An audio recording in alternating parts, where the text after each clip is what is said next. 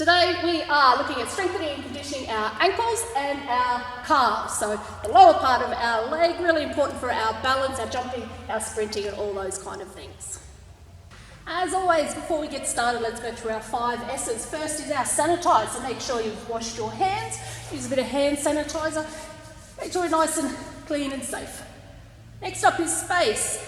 Check around you, make sure we have plenty of space around us, nothing we're going to run into, kick, fall on top of. Safety, always safety first. No matter what we're doing, first thing you should always think is this safe for me? Sensible. We don't want to be doing anything silly, so we want to make sure we're sticking within our limitations. We're not making our body do things it doesn't want to do. Soft surface, always. We always want to make sure we have a soft surface when we practice our gymnastics, just in case we fall over if we have a tricky landing. So there are 5 S's, and let's get started. Today we're looking at calves and ankles and how to make them more stable and stronger for our gymnastics. So this is the front part of our lower leg and this is the back part of our lower leg. So this is our calf right here. This great big muscle here, the soleus, which lies underneath the even bigger 2 muscles on the top, the big balls, which are the gastrocnemius. You don't need to know what they're called, that's just what they are. This one down here is our Achilles tendon, and you guys would be very familiar with that because that's what hurts a lot in gymnastics. We need to be really careful with our Achilles tendon. On the front, these are the muscles that let us flex our foot, so lift our foot up, and here are all the tiny little muscles that contribute to our ankle movements. So you can see they wrap around the side of the foot, from the leg down to underneath the foot and across the top connecting to all the toes. There's lots and lots of little muscles in there that we need to be stretching out and getting strong to have nice, strong, stable ankles and calves. Let's get started with some ankle circles. So if you've got a chair or wall nearby to hold on to, please do. We don't want to make it harder than it needs to be. The focus is on our technique. So just lifting the leg out in front, and we're going to draw circles with our toes, basically with our big toe. We want to do it 30 times in each direction, so clockwise and anti-clockwise.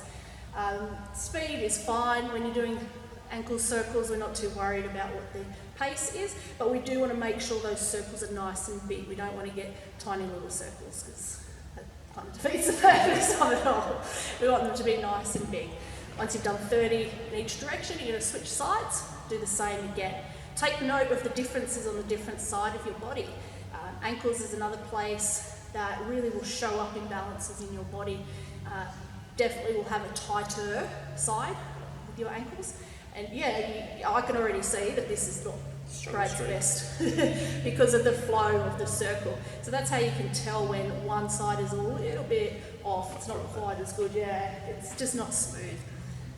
So Brad's left side sucks. Then we're going to go on to our calf raises. Everybody knows a calf raise. Everybody hates a calf raise. But there you go. That's life, isn't it? Best way to work those calf muscles, which, remember, 2 big muscles over the top of another big muscle. So you can see in Brad, when he gets to the top, you can see those big ball muscles. They're the gastrocnemius, so they're the big muscles responsible for a lot of movement in the lower leg. That's what we're targeting. The soleus, which is underneath those, is also working pretty hard, but it is a longer muscle, so it doesn't feel it as much. Now, when we do our calf raises, we want to make sure if we're leaning on a wall or a chair, we're not leaning on it. It's just there to help us with our balance. It's not there to take our weight. We want to make sure our feet are together. Our ankles are staying together. But when we lift up as high as we can. Okay, we don't want to do little halves. After we've done our 30 regular, we're going to go, I believe it's called a plie. Is this a plie, Brad? I suppose my ballerina expertise. Yeah, my ballet knowledge is not great. I'm pretty sure plie is when we turn our feet out. So we're going to do exactly the same, 30 raises, but with those feet turned out. Now this, again, changes the angle, changes the muscles that we're targeting. So you're going to feel it a little bit differently. You might feel it on the outside of your leg, the lower leg. That's where pretty much we're targeting here. Again, we want to lift as high as we can. Keep control. We don't want to go so fast that we've lost control when we're just using our momentum. We want to use effort. And we'll be pushing through the balls of our feet, coming up nice and high and trying to keep those heels together. Once we've done our 30 in plie, we reverse direction. We take the heels out and the toes together. Same again, 30. This time, we want to keep the big toes near each other, pushing again through the balls of our feet. Now this one generally is a little bit more of a challenge because that angle of your ankle is not very natural. But the reason we do these ones, the plie ones, is for injury prevention. When you make a mistake in gymnastics, you don't always fall with your feet facing the front, nice controlled position. Your ankles and your wrists will land in all sorts of angles. So doing your calf raises in different angles helps to strengthen and protect the muscles, protect the joints in case of a fall. Now, our next one, Brad's very excited about doing this, is some balance challenges. So balance comes down to your ankle strength, your ankle stability, 100%. If you've got weak ankles, you're straight over immediately. So this is working on proprioception. So proprioception is the body's ability to know how to move itself to correct a position without you thinking about it. So if you think about when you walk, do you think, okay, I need to lift, squeeze my thigh, lift my leg, now I extend my leg out and I put my foot down and now I lift. You don't. You just step your foot out. That's just what it does. Your body knows what to do. This is what proprioception is. And it's so important in balance. You can't correct a balance by thinking about it. If you're falling over, you can't tell your body how to fix that.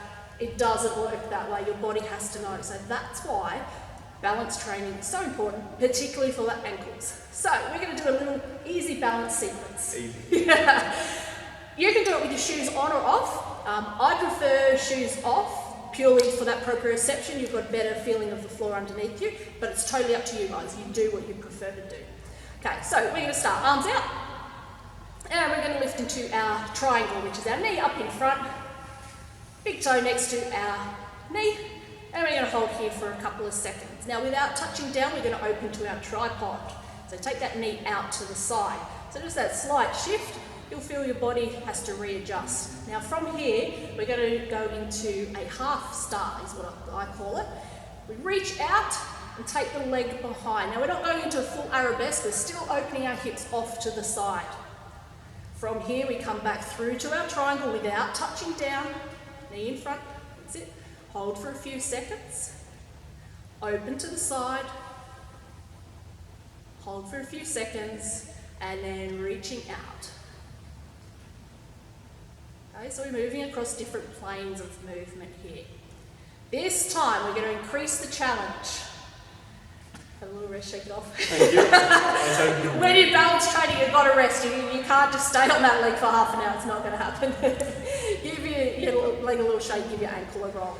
We're going to do exactly the same thing, but with eyes closed. We've just taken away one of our main senses by closing our eyes. So we can no longer use our eyes to see that we are rocking, that we are off balance, that we're not in the same place anymore. We're relying totally on our body to feel where it is. All right, arms out. Now lift to our tree. Open to our tripod. Much harder, 100%. That's it, hold it for a few seconds and then open to our half star. Now you can immediately see it's harder. Brad's on struggle strength. Brad's on struggle strength for sure. But if you look down at his lower legs, you can see how much his ankle is moving and shaking and his knee. The lower leg is going like this because it's trying to find its balance point. You can no longer see, so your body's trying to figure out where it is. So close your eyes when you do balance training is a fantastic way to improve that balance and therefore your stability in your ankles. Any balance you do it with your eyes closed, it's awesome. Next option, if you still need more of a challenge, you're going to go and grab yourself a big thick cushion or pillow, because a lot of you don't have balance bubbles and stuff at home, so we make do with what we've got. Anything that will create an uneven surface. So we're going to do the exact same sequence, but standing on an uneven surface. Alright, so you can see as soon as Brad steps on it, he's like having to readjust and figure out where to stand. That's the first part of it. All right, so arms out. We'll do our first one with our eyes open. In our tree pose, open up to our tripod. So keep your hips forward. And then we open out into our half star. That's it. So again, look down at that leg. See that shaking? It's a good thing. Shaking when you're balancing is a good thing. It means your body is retraining. Your body is making adjustments.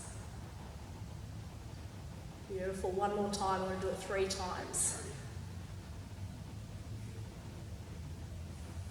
Now when your eyes are open and you're balancing, it's a good idea to find something to focus your eye gaze on. Keep your eyes fixed in one spot. It will always help with that balance. Okay, and then we take that away by closing our eyes. So only do it on an uneven surface with your eyes closed if you feel confident that you can. Alright, if you're not ready for that challenge yet, that's okay. You don't have to go there. But particularly for the levels kids who are training a couple of times a week, you should be able to do this. That's it, good. So immediately you see the posture change, the balance shape changes, it's not as clean, and that doesn't matter, okay? Not the focus here. The focus is on strengthening those calves and that ankle. Now you're doing all of that on the other side as well. Our next exercise is a single leg squat, or a pistol squat, some people know them as. So we want to have a box or a chair. We want it to be about the height of your knee, or just slightly lower. You can make it easier by having something higher, but why would you want to make it easier? This is a challenging activity at the best of times, but remember, in this case we're doing it focusing on our ankle strength and flexibility. So don't worry if your technique is not perfect, that's fine. We will revisit this activity when we look at some of the bigger muscles in the legs, but for now we're focusing on the movement down here. So, need a lot of balance for this one. Arms in front to the side, it's totally up to you where you prefer them to be, okay? You're gonna have one leg out in front, other leg, a little bit of a bend. All right, and I want you to sit down on that box without this front leg touching the floor. And you're gonna stand up. We're gonna do this 20 times. Now 20 times of this one is a lot. It is challenging, so rest if you need to. Take breaks if you need to, it's fine. Again, you can switch it up. You can do 10 on one leg, 10 on the other, back and forth. Whatever you need to do. The main thing is you need to make sure that your knee doesn't start to pop out to the side. You want your knee travelling forward in line with your toes. So just look down and check it out every now and then, just to be sure. Another way that you can make it a little bit less challenging if you need to is that front leg, instead of extending it, just have your toes on the floor. Okay, so you're not leaning on them, but it's just there for that little bit of support, a little bit of balance. Now when you sit down, you're sitting down. I don't want you just to touch your butt and come back up. We want to re-engage the muscles each time we come back up. So although you're going to feel this an awful lot in your legs, do the other side sideways for me, please. Yeah, that way's fine, yeah. Perfect. Right. So you're going to feel it a lot in your legs and your butt. It's strengthening that ankle as well, because you're doing a dynamic balance here. You are having to maintain your posture, maintain your position while standing on one leg. So that ankle is doing a lot of work, even though it doesn't feel like it necessarily. It's doing an awful lot of work. This is one of those activities that applies to lots of different muscles, and there's a reason why we throw it into your programs often. In this case, as I said, I want you to think about what's happening with your ankle and your foot. So that foot needs to be flat on the floor, pushing through the heel as well as the balls of your feet. Okay, so not just one or the other. That's a common mistake, is to rock back and lift the balls of the feet off the floor, or the other way going forward. We want to press a little bit more through the heel of the foot, definitely, but that foot is still flat. Toes are spread out on the floor, and the whole foot is pushing into the ground as you come up. Good job. 20 each side, excellent. All right, going on to our next activity, which is squat jumps. Squat jumps. So we can get rid of the box. You can use the box if you want, but again, that takes it more into a quad movement and a glutes movement. So a squat jump, it is what it is. It's exactly what it says. Squat and jump. Now the reason this is good for our ankles, watch when Brad jumps, he's going to point his toes. Nice solid landing. So we're controlling our takeoff and our landing. By pointing your toes, you're getting a huge engagement of your calves as well. Go 20. Go 20. Okay, if you can do more than 20, do more than 20. This is an activity that you can do a lot of repetitions quite safely, as long as your technique is right. So we want those legs out nice and wide, either hip width or wider. Brad's a little bit wider, I'm the same, I like to be a little bit wider, whatever you're comfortable with. When we come down, we want to make sure the knee is lined up with our toes. We don't want them bowing out to the side or bowing into the middle. Flat feet at the bottom, so we're having to push up from the ball of the foot. So again, training the pointing in the toes, really engaging through the muscles in the calf, and that impact coming back down, landing on the ball of our foot and rolling it down, great for our ankle stability. So that's why a big movement like this is actually a really good ankle strengthening drill to do as well. And you can do it at home with no equipment. Absolutely. At all. So a lot of you guys have resistance tubing or resistance bands at home, so we thought we'd give you a couple of activities that you can do with them as well. Should be well familiar with this one for all the levels kids. We're going to wrap it around our foot, make sure there's a bit of tension on the band to start with, and we're going to go from 90 degrees to a full Toe point? Toe point, that's the word I'm looking for. As far as you can, as far as your foot points, basically. Now how you control the resistance here is by either holding closer to add more resistance or taking it back to reduce the resistance. So it totally depends on you, how strong your ankles are, and how much point you can get naturally. If you can't point your toes a long way without the resistance band, probably no point adding the resistance band yet. You need to have a decent range of movement to begin with. This isn't a magic cure to make you point your toes even tighter. This is just to increase the stability when you're in the position. So we're going to do it on both sides, again 20 to 30, see how you feel. You're going to feel this one a bit more in the front of the leg, so not so much in the calf. The calf definitely you still will feel, but there's these big muscles down the front that are going to do a lot of this work, which is they'll pull back. Huge muscles. Alright, we want to make sure our legs stay straight and we are pushing out of the ball of the foot. I have seen people bending the knee and pushing the whole leg, which is not quite right. It's changing the movement a little bit too much and taking it out of the ankle. Remember, this was Brad's bad side with his mobility, so you can see that it's a bit clunkier when he does this one as well. So he's just got that little bit of tightness in that left ankle, and you're going to find that as well. Good tip, if you do know which is your good leg and your bad leg, or your good arm and your bad arm, anytime you're doing a single side, do your bad side first. Okay, set the expectation on the bad side. Whichever side is weaker, that's the maximum number of reps that you can do. Just because your strong side can do more doesn't mean that's the number that your weak side is trying to get to. We want to always try and balance the two sides out. So start on your bad side, start on your weaker side when you've got more energy, and that's your true rep amount. So now, we're going to change it a little bit. We need to tie the band onto something that's not going to move. So don't tie it onto a chair that's going to slide across the floor. Nice heavy dining table. I don't know. Not a glass one. Not a glass one, 100%. Your parents will kill you. Anything that is nice and heavy and is not going to move. If you've got gymnastics bars at home, some of you guys do, you can probably hook it onto there. I would say door handle, but it's a bit too high. Okay, so we want to pull back quite a fair way so that we have tension on that band. Okay, so we're doing a flexion now. We're pulling the band in. We want to pull our toes in towards our body. The further away you go, the more tension on the band, the harder it will be.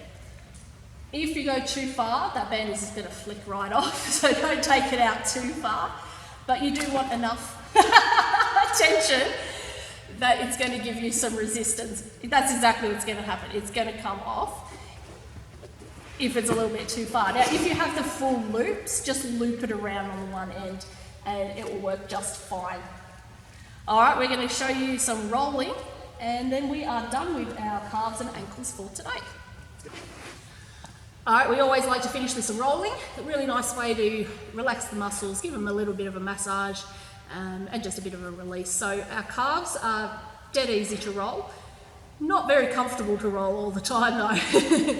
When your calves are tight, you'll know all about it. So we just want to pop the leg on top of the roller, support ourselves with our arms and just rolling back and forward. Remember, anytime you're doing rolling, you're looking for those tight spots. So those spots where when you hit it, you're like, oh, that's really uncomfortable. And that's where you want to focus. So the whole calf is probably not going to be hurting, but the top or the bottom or the middle part, a section of it will, and that's where you want to focus the attention.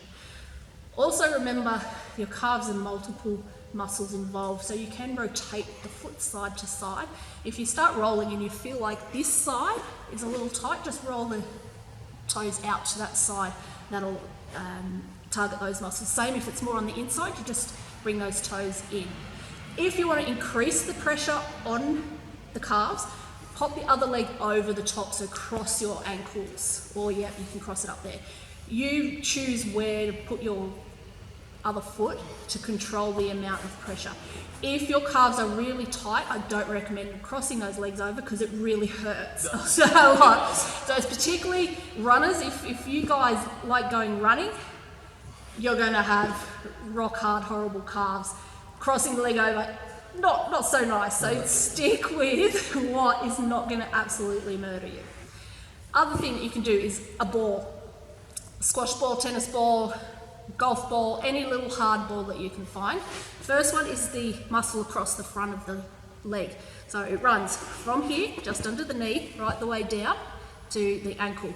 And right about there, for me, from walking yesterday, that's my spot. So I'm going to dig in quite a lot in that spot. The more you roll up and down, the more you're going to find. See, right there, there's another one, and I know that that's where the muscle attaches. So that really is not very pleasant right now. A lot of pressure, a little bit of pressure. It doesn't matter. It's what feels good for you. If you roll all the way down here, just watch where you're around the ankle. You don't want to be on top of the ankle bone. You want to go to the side of the ankle. Okay, some people feel really tight here, others don't. Now another good spot is in here, the inside, because here, this is the muscle that attaches to your big toe. So this muscle does this movement, and it gets super ridiculously tight sometimes when you do a lot of jumping. Okay? So if you get that ball in there, there is some really horrible spots, but it's good because it releases and it relaxes that muscle. Then your other one is to get it under the ball underneath the sole of your foot. Okay, so this ball for me, it's not hard enough. I like much harder ball. No, harder ball. I need something a little bit harder. So you're just going to roll it around under the sole of your foot. Again, it doesn't matter where. It's where it feels good for you. Everyone's arches are different and all that kind of thing. But be mindful of here. Right here, there's a big tendon that attaches right in here, and that's called the plantar, and that gets really tight when you do a lot of jumping and a lot of running, a lot of that movement. So get that ball or your thumb.